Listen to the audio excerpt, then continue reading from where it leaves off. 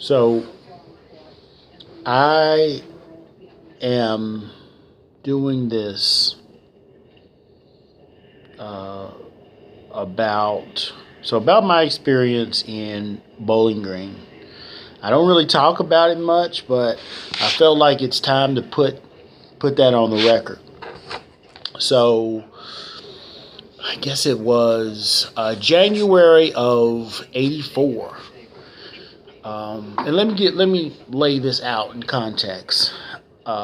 So I was a student in Bowling Green High School, and Bowling Green High at that time, the president of the student council had certain duties that they were allowed to do or permitted to do. One of the things, and I don't know if this was actually like a policy or in like a constitution, but I think it was a long established practice. One of the things that the student council president would do is to do the morning announcements every morning. Well, the year I came around, I think that was like my junior year, the president of student council, which was a senior, wasn't interested in doing, wasn't interested in doing it at all. So, Patsy Sloan, who was the student council advisor, asked me. I was just a member of student council, and I assumed that they felt that I could at least enunciate correctly. So I remember being given like a shot or like a tryout, and I assume I made it because I was allowed to do that. Somehow it started like at the halfway of the school year. And that was one responsibility of the student council president. The other responsibility that I took over or was I was tasked with was being the student representative for the school board. And at that time, the Bowling Green School Board had two representatives. They had one from the junior high, and I don't know how they were chosen. I'm assuming it was the student council president. And then one representative from senior high or BGHS, and that was the president. I know for a fact that they did not have anything in place. So in the event that the president was not available, that it could be someone else. I think this is something that the faculty or the teachers, this was a courtesy that was extended to whoever was sitting as student council president at that time. And as far as I know, I was the very first African American ever to do anything like that. And so it enabled me to, obviously to attend school board meetings. I was allowed to actually set up with the school board. I did not sit in any executive sessions involving suspensions, expulsions, or any personnel matters. My role was simply to report to the board of activities that were going on in the school, and that was it. That was really it. Looking back now, I'm thinking there would have been lots of opportunities for me to have given some student perspective on various agenda items. I can tell you I wasn't asked to provide that type of student perspective, and I don't think they were interested. So I think it was maybe the January, February of '84 is when I started attending these meetings on a regular basis, making these reports.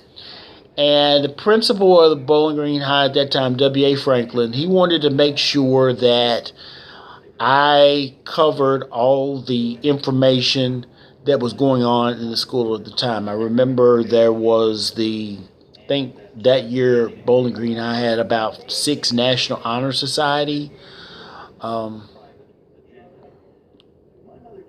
recipients, and anytime that there was a student that had made some kind of outstanding achievement, he wanted to make sure that I reported that to the board. Now, obviously, I don't know what the mechanism or the protocol was prior to that time, but I think that it was amazing to allow students to report to the school board about things that students were actually doing. I think it was a great concept. I think it was an absolutely great concept. So I performed that for the rest of the 83-84 school year. We're talking the spring of 84, which, God, it's hard to believe that was like 32 years ago.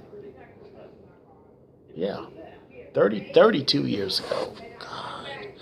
So I never missed a meeting. And what I remember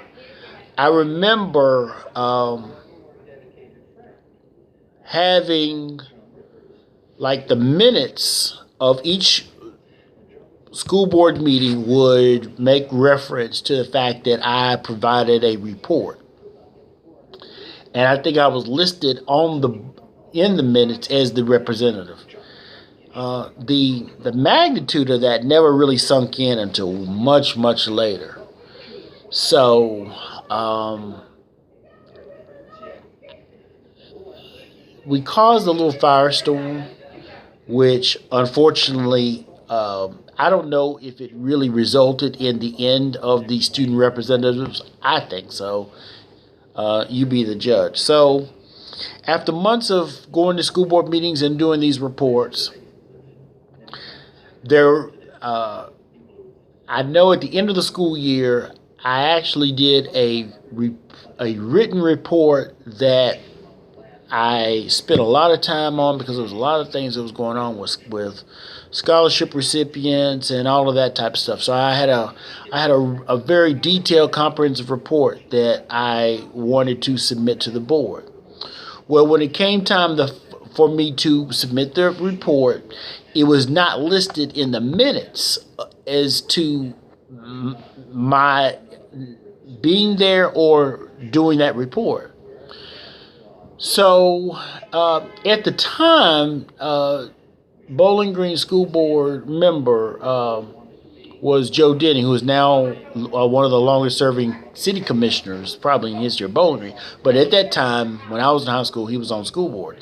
So he had an aunt that lived right across the street from us. And I remember going to him and asking him, well, what about the minutes? And I remember him saying, well, it was just a courtesy. We don't have to have these students to attend these meetings.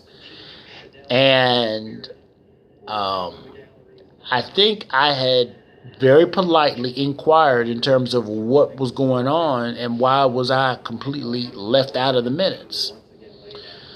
So I think I had contacted the superintendent, Dr. Brown, or Mr. Brown at that time, Joe Brown. And I know for a fact that was pretty much his response, is that, we're not here to cater to the students, and we don't really have to have them here. You were there as a courtesy. So in essence, no, we're not changing the minutes of the meeting to reflect the fact that you had a report. So I talked to my assistant principal, Ricardo Sistine, amazing guy, amazing guy. And I remember he was going to some type of conference in Owensboro, Kentucky, with Mary Corrin, who was one of the school board members at the time. And I want to say Miss Corrin was if she wasn't the chair, she was the vice chair. Well, Mrs. Sistine had relayed to Miss Corrin what had happened with regard to the fact that they had completely ignored me in the minutes. I don't know to this day exactly what she said or what she did. But about 3 or 4 days later, I got some correspondence from the Board of Education with a little sticky note, and it simply just said minutes changed as requested, and it had highlighted Kip Carr submitted a report of senior activities, which is all we were asking for. Which was all we were asking for. So that was like the end of the school year, end of '84 school year, and then I moved away the following year. So my understanding is after that experience, they completely did away with that, and I don't think that they ever brought it back. So there are students in high schools, I believe in Louisville and in northern Kentucky, who were designated as student representatives to the school board, but none of them served before I did. And I don't remember how many students served prior to my time, but I think it's safe to say that I was the first African American to ever serve as a student representative to a school board anywhere in the Commonwealth of Kentucky. So I'm just concerned that little bits of history like that just gets overlooked and ignored, because a lot of people, many of whom were around at that time, didn't know. And when you don't know about things, you just take for granted. So just trying to think of what else was interesting about that time. I was in student council. What I remember about student council, I was on student council in junior high. Junior high had homeroom student councils. So junior high, I can't remember how many students were on student council, but every homeroom had like a representative and an alternate. How they were chosen: you were elected by your homeroom. The person who came in with the highest amount of votes was elected the representative. The person who received the second amount of votes was the alternate. The alternate representative would only serve in the place of the representative, but essentially it's almost like, I kind of thought of it as the homeroom having the homeroom was like a state, and the homeroom would have like two senators. So I don't remember, just because I was an alternate, because I was an alternate 2 years in a row. I was an alternate in 8th grade and an alternate in 9th grade, only because I came in second. So, but I believe that we were allowed to vote and be outspoken on issues, and I think I helped co-sponsor a bill on cafeteria seating, I think, something like that. And we were junior high when that happened. Now senior high was just a little bit different. What I remember about that was it was 8-7-5-5. So there were 8 seniors, 7 juniors, 5 sophomore, and 5 freshmen that were elected. When we left Center Street, going to Rockingham Lane, the old junior high, we were going to elect, what was it, 5? I think it was 8, 7. 7 representatives. So I ran, and I came in 8th, I think. So because the vote was so close, I never received the vote count, but I believe it was,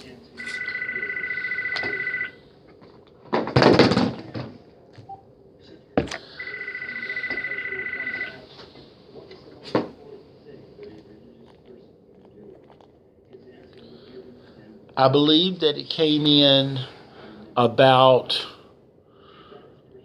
let's see,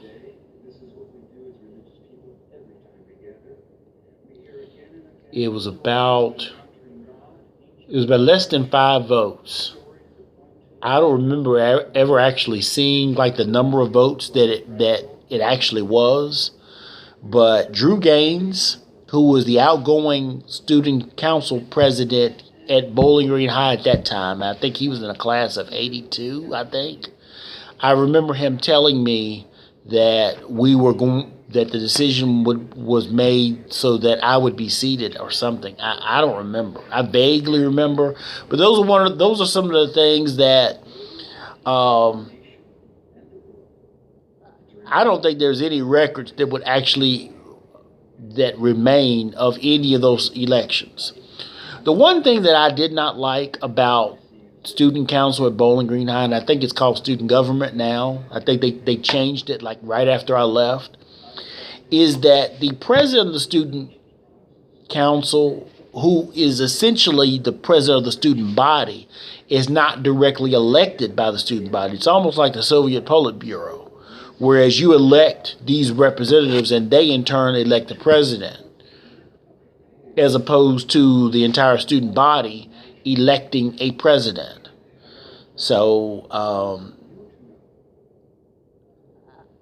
I do not think that that's democratic. As far as I know, Bowling Green still elects student leaders that way. Now, I know that there's an argument so that you don't have some crazy student that's just elected on sheer popularity. Well, I mean, that happens all the time. So 8755, I was the only African American elected. I think the year that I lost, actually, wait a minute. I lost for a seat on the student council at Bowling Green High as a 10th grader, and then turn around and I ran the following year and I was elected. So I was the only African American to run, and I served. I think that was my final year at Bowling Green, and I felt like I learned a lot. I learned a lot about about running, about campaigning, because that was really everything that I've learned and everything that I've been fortunate enough to do since then. The roots are clearly at Bowling Green. I cut my teeth at 1141 Center at the old junior high, and I had an interest, and I was allowed to cultivate that interest at the high school on Rockingham Lane. So when I did not run again the end of my junior year because we were moving away, and Eric Woodward ran in my place, and I thought he did an incredible job. There were no. He was a white student, a good friend of mine throughout school. In terms of my class, there really, when you take me out of the equation, nobody else was really interested in student council, student government that looked like me. So I was the only African American that was even remotely involved in student politics. Not just at Bowling Green, but at Jefferson too. I'm going to do a separate oral history about my time in West Virginia. But I wanted to focus on some of the things that I did at Bowling Green High. I remember one year we went to Bellarmine College, now Bellarmine University in Louisville. They had the Kentucky Association of Student Councils Convention, had a lot of great information about student councils, how they operate, how to develop ideas for bills and legislation. That's clearly the very first time that I heard the word legislation was being a student council representative. I thought it was exciting to write proposals and to discuss these proposals. That was how we learned about policy. And I thought it was an amazing experience. Because of my experience there, it led me to do a lot of amazing things. So let's see. So what else do I remember about student council? Um, I mentioned that there was not many African American representation um, on the school board. In Bowling Green High that was interested in school politics. I mean, I think that a lot of students were interested in other things. And the things that they were interested in, I was not interested in. Not to say that those were bad things, but I always kind of gravitated to school politics and that type of thing. I was in kindergarten when Watergate occurred. I paid very close attention to that. I read war books every day. I read world almanacs, information police almanacs, and when I had to do book reports on presidents. I thrived on that stuff, and so it was just a real natural progression. So, student council. By the time we got to junior high, we were actually able to participate. We spent time in elementary school learning about government, but junior high was like the laboratory for how a lot of this would start. And that's pretty much all I want to say. I think that I think it's unfortunate that the student representative position was abolished. Have I ever been openly acknowledged in Bowling Green for that? Unfortunately not. And I think a lot of that is because people are not aware of it. And so how can you have a conversation about who's a trailblazer and I'm not tooting my own horn. Yes, I am tooting my own horn because these are some of the things that people are talking about. When there was no one in place before you, and I tried really hard while I was there to make a real significant and positive difference. I think we largely succeeded in that.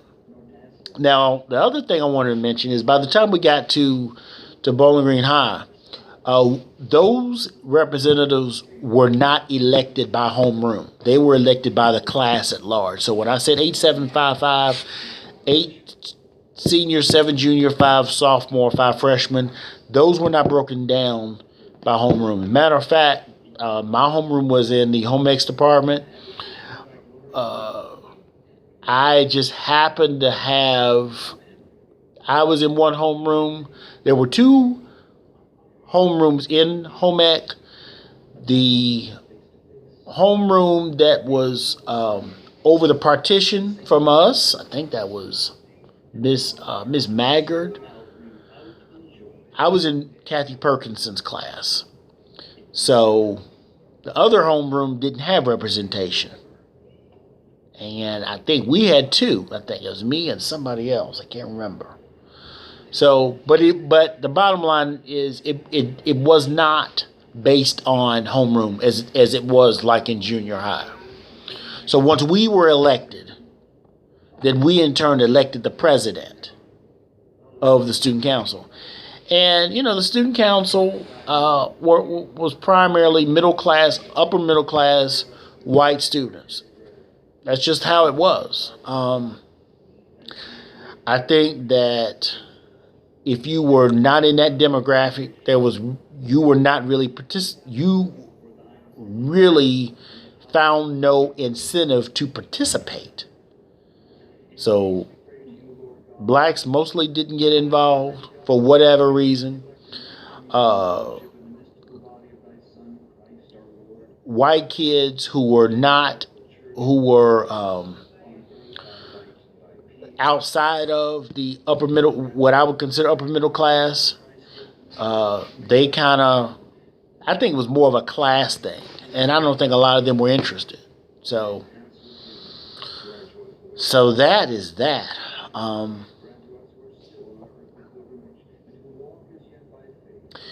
I think that, so let's see. We had, I talked about Drew Gaines, who was in, I think, 82. The class of 82 was leaving Rockingham Lane when we were coming there. So we did not, they were leaving as we were coming. So I served under Philip Woosley, who graduated in 83, class of 83 at Bowling Green High. Troy Tolman, who was 84, and I think that was the president that just didn't really want to do all this other extra stuff. And my class elected Jennifer Hall, J.J. Hall, who was she was student council president the year after I left. But I think that was one of the last votes that I cast, was to vote for her as student council president. So